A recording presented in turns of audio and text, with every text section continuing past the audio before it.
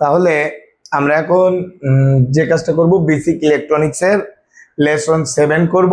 তো লেসন 7-এ আসলে কোন কোন টপিকসগুলো আছে বা কোন কোন টপিকসগুলো আমাদের পড়তে হবে সেই সমস্ত জিনিসগুলো আগে আমি একটু তোমাদের করে নিই, লিখে নিই, তারপরে সেগুলো নিয়ে আলোচনা করব। প্রথমে আছে transistor configuration. Transistor configuration,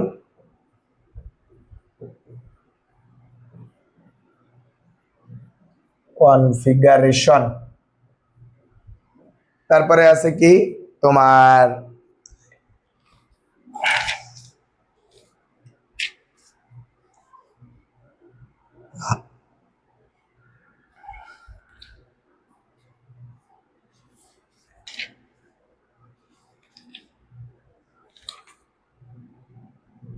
amplifier কাকে বলে,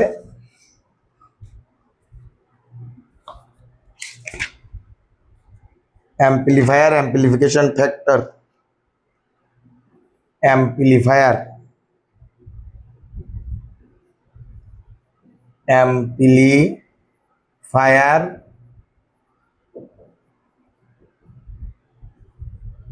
অ্যাম্পলিফিকেশন ফ্যাক্টর, অ্যাম্পলিফিকেশন। আমরা এগুলো নিয়ে বিস্তারিত আলোচনা করব।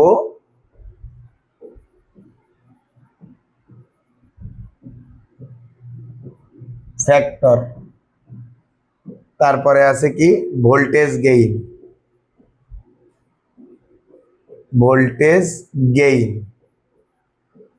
তারপরে আছে কি তোমার আলফা বিটা গামার মধ্যে সম্পর্ক, আলফা বিটা গামা এর মধ্যে সম্পর্ক। আচ্ছা, তো এই জিনিসগুলো আমাদের প্রথম থেকে শুরু করতে হবে আর কি। তো দেখো, আমরা প্রথমে ট্রানজিস্টরের কনফিগারেশন জিনিসটা আসলে কি সেই জিনিসটা বোঝার চেষ্টা করি, তাই না? ট্রানজিস্টর কি এটা আমরা গত অধ্যায়তে পড়েছিলাম, তাই না? সুতরাং যারা এখনো প্রথম থেকে ক্লাসগুলো দেখো নাই সকলকে অনুরোধ করব প্রথম থেকে ক্লাসগুলো দেখার চেষ্টা করো। যারা প্রথম দিকের ক্লাসগুলো দেখবে না তারা কিন্তু শেষের দিকের ক্লাসগুলো বুঝতে পারবে না। কারণ কি এখানে আমরা এক একটা কথা বলবো যে সমস্ত কথার বেসিকগুলো আমরা প্রথম দিকে আলোচনা করে এসেছি প্রথম দিকের অধ্যায়গুলোতে। ওকে, তো দেখো এখানে আছে কনফিগারেশন। কনফিগার বলতে আসলে কি বোঝায় বলো তো? মানে যেরকম মোবাইলে তোমরা বলে না যে মোবাইলে এই জিনিসটা কনফিগার করতে হবে। মনে করো তোমার একটা সফটওয়্যার আছে, এই সফটওয়্যারটা কনফিগার করতে হবে। মানে কি তোমার ফোনে একটা সফটওয়্যার ইনস্টল নেই, সেটা ইনস্টল করতে হবে। তো ট্রানজিস্টরের ক্ষেত্রে আমরা গত ক্লাসে আলোচনা করেছিলাম ট্রানজিস্টর হইতে গেলে তার 3টা পোর্শন থাকা লাগে। পোর্শন 3টা কি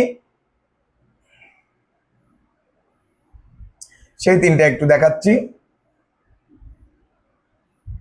একটা পোর্শন হচ্ছে ইমিটার,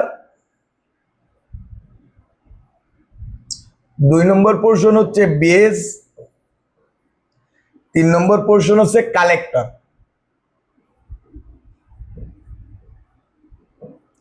আচ্ছা, তো এই 3টা জিনিসের সাথে তো সকলে পরিচিত আমরা, নাকি? গত ক্লাসে আমরা এই 3টা জিনিস দেখিয়েছিলাম না? এই গত ক্লাসে ছিলে তোমরা? হ্যাঁ, আচ্ছা, গত ক্লাসে আমরা ইমিটার, বেস, কালেক্টর এই 3টা জিনিস তো দেখিয়েছিলাম। খেয়াল আছে? মাথায় খেয়াল আছে? হ্যাঁ, এখন আসো। তো আমাদের কনফিগারেশন করতে গেলে এই 3টা জিনিসের আমরা 3 রকম ভাবে কনফিগারেশন করতে পারবো। সেই 3 রকম ভাবে কি কি কনফিগারেশন করতে গেলে একটার সাথে আর একটা সম্পর্ক থাকতে হবে। একটা হচ্ছে common emitter configuration, common base configuration, common collector configuration. এই 3 ধরনের কনফিগারেশন আসলে ইমিটারের সাহায্যে হয়। আগে আমরা ইমিটারের সেই কনফিগারেশন 3টা লিখে নিই, দেন সেগুলো নিয়ে আলোচনা করব। তাহলে কনফিগারেশন কত প্রকার? আমার পরীক্ষা যদি আসে যে তোমার ট্রানজিস্টরের কনফিগারেশন কত প্রকার সেগুলো লেখো, সেক্ষেত্রে আমরা কি লিখবো? 1 নম্বরে কি লিখবো? যে কমন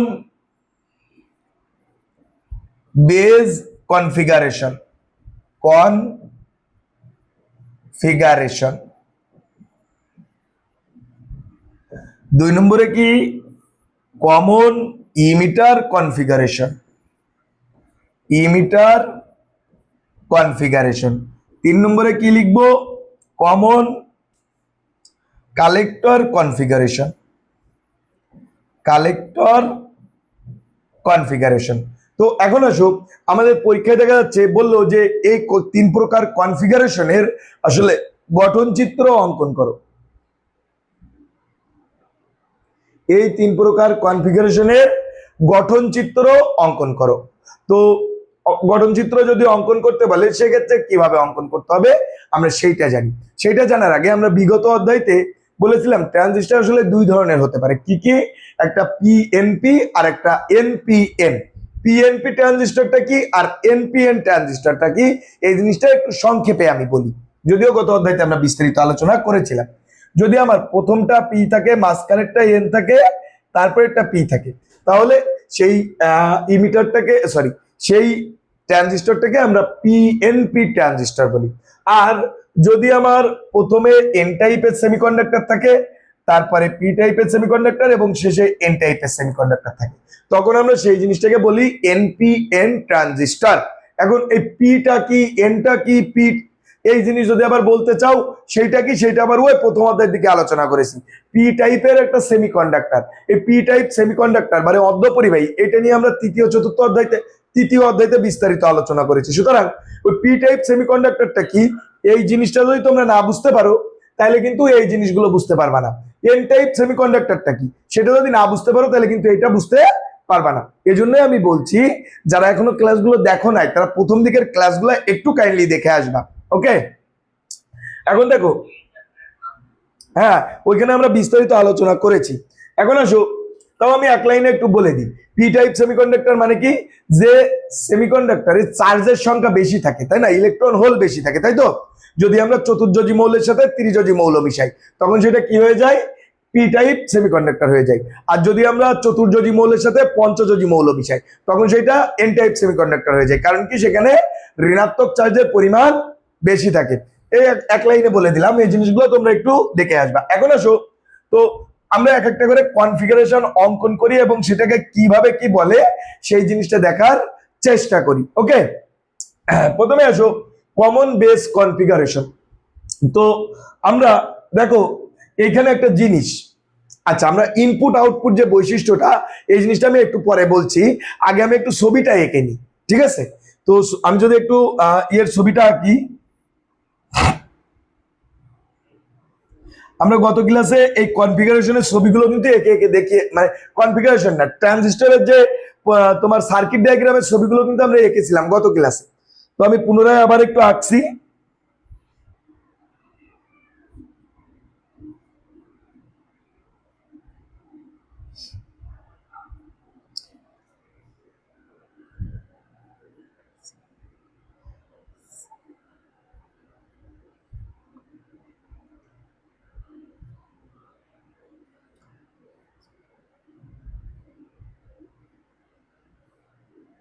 আমি একটু ছবিটা এঁকে নিই আগে, তারপরে হচ্ছে মানে সার্কিট ডায়াগ্রামের ছবিটা এঁকে নিই।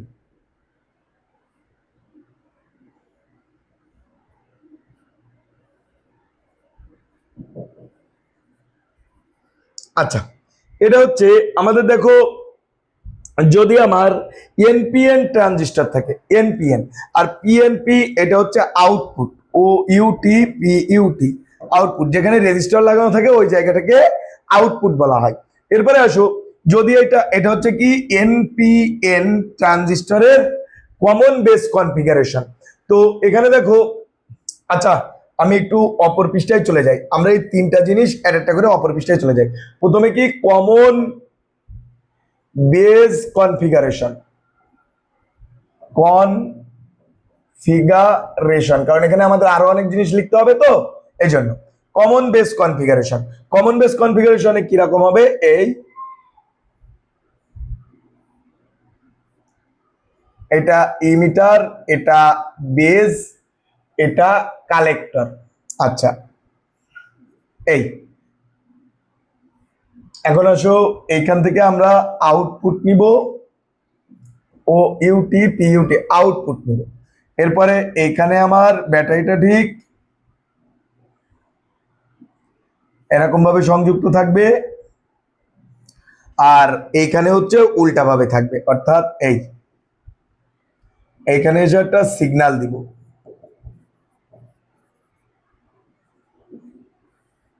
আচ্ছা, এরপরে এই জিনিসটা হচ্ছে তোমার, যদি এটা হচ্ছে এনপিএন ট্রানজিস্টরের ক্ষেত্রে, আর যদি পিএনপি ট্রানজিস্টর হয় দিকটা উল্টে যাবে জাস্ট।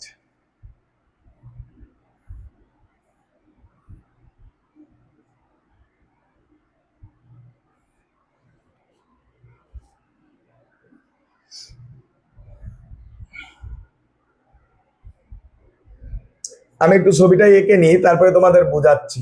সিগন্যাল, তারপরে এখানে এসে হচ্ছে তোমার যে এটা আছে, সংযোগটা আছে, সেই সংযোগটা এঁকে দিলাম। দেওয়ার পরে এখান থেকে আউটপুট নেব, আউটপুট, আউটপুট। আচ্ছা, এটা পিএনপির হচ্ছে তোমার এনপিএন, সরি এনপিএন না, পিএনপি। আচ্ছা, তো দেখো আমাদের পিএনপি ট্রানজিস্টর, তাই তো, আর এনপিএন ট্রানজিস্টরে কমন বেস কনফিগারেশনটা আসলে কি? পরীক্ষায় কিন্তু প্রায়ই আসে যে পিএনপি অথবা এনপিএন ট্রানজিস্টরের কমন বেস কনফিগারেশনটা দেখাও। তো তখন আমরা কিভাবে করবো? এইভাবে সার্কিটটা আঁকবো। আঁকার পরে দেখো এই সার্কিটটা আসলে কিভাবে অঙ্কন করলাম, এই জিনিসটা বুঝতে হবে। তো একটা ট্রানজিস্টর হইতে গেলে তার তিনটা পয়েন্ট থাকা লাগবে। কি কি? একটা থাকা লাগবে ইমিটার, একটা থাকা লাগবে বেজ, আর একটা থাকা লাগবে কালেক্টর। এখন যদি এনপিএন ট্রানজিস্টর হয়, এনপিএন ট্রানজিস্টরের ক্ষেত্রে আমরা আসলে করিটা কি? দেখো, এনপিএন ট্রানজিস্টরের ক্ষেত্রে আমরা এই প্রান্তে নেগেটিভ সাপ্লাই দিই, এই প্রান্তে পজিটিভ সাপ্লাই দিই। কিন্তু যখন আমাদের কমন বেজ হয়ে যাবে, কমন বেজ কনফিগারেশন, তখন আমাদের ইনপুটটা ধরে নিতে হবে বেজ থেকে যাচ্ছে, ইনপুটটা ধরে নিতে হবে এনপিএন এর ক্ষেত্রে ধরে নিতে হবে বেস থেকে যাচ্ছে। গেলে এই যে কারেন্টটা, এই কারেন্টটা কি করবে বলতো? এই দিকে প্রবাহিত হবে, তাই না? এখন আমাদের যখন এই দিকে প্রবাহিত হয়ে এখানে আসবে, তখন দেখো কাহিনীটা কি, এইটা এই পাশে চলে আসছে, এবং এখানে দেখো এইটাকে আমরা ধরছি পজিটিভ আর এটাকে ধরছি কি নেগেটিভ। ফলে আমাদের কাহিনীটা ঘটবে কি, এই যে পজিটিভ, এই পজিটিভের এই যে এটা এই দিক দিয়ে গিয়ে এখানে চলে আসবে। তাহলে এই পজিটিভ এই দিকে যাচ্ছে, আবার এই পজিটিভ এসে এখানে আসছে, আলটিমেটলি প্রবাহটাই এখানে ঘটে, সিগন্যাল পাচ্ছি এইখানে।